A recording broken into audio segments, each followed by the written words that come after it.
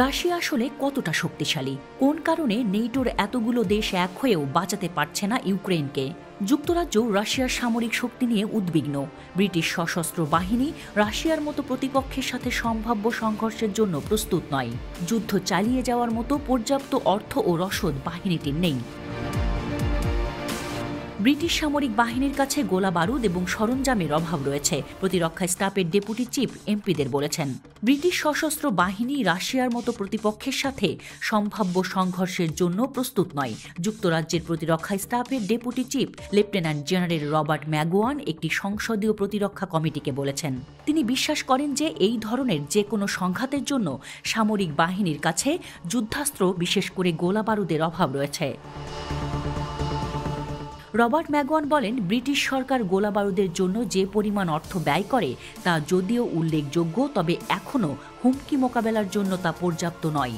তিনি বলেন, সামরিক বাহিনীকে সম্পদের অভাবের মধ্যেই অপারেশনাল ঝুঁকি মোকাবেলা করতে হবে।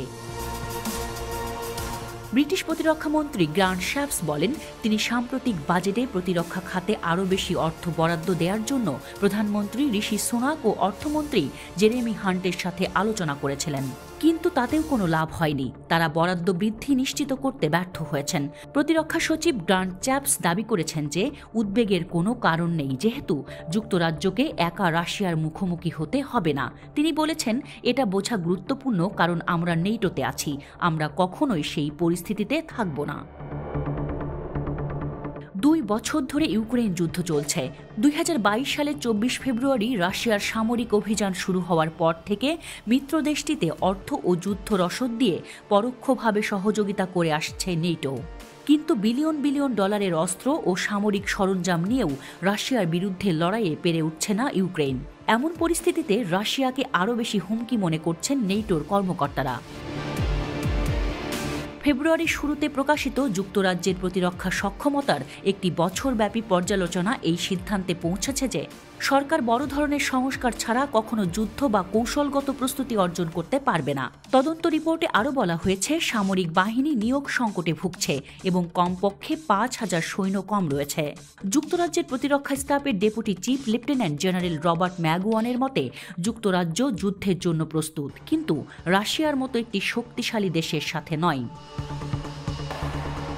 মস্কো বারবার বলেছে যে মার্কিন নেতৃত্বাধীন সামরিক ব্লক বা তার কোনো সদস্যের সঙ্গে সামরিক সংঘর্ষে জড়ানোর কোনো পরিকল্পনা নেই রাশিয়ার। প্রেসিডেন্ট ভ্লাদিমির পুতিন এই বছরের শুরুতে বলেছিলেন যে রাশিয়ার নেটোর বিরুদ্ধে যুদ্ধে ভূ রাজনৈতিক, অর্থনৈতিক বা সামরিকভাবে কোনো আগ্রহ নেই। মার্চের মাঝামাঝি সময়ে রাশিয়ান নেতা আরও বলেছেন যে মস্কো এবং নেটোর মধ্যে সরাসরি সামরিক সংঘর্ষের অর্থ হবে তৃতীয় বিশ্বযুদ্ধ থেকে এক ধাপ দূরের কোনো বিষয়। জার্মান প্রতিরক্ষা মন্ত্রী বরিস পিস্টোরিয়াস বলেন, আগামী 5 বছরের মধ্যে নেটোর উপর হামলা চালাতে পারে রাশিয়া। জার্মান সংবাদ মাধ্যম দ্য স্পিজেলকে দেয়া এক সাক্ষাৎকারে তিনি আরও বলেন, আমাদের গোয়েন্দারা মনে করছেন 5 থেকে 8 বছরের মধ্যে এমন হামলা হতে পারে।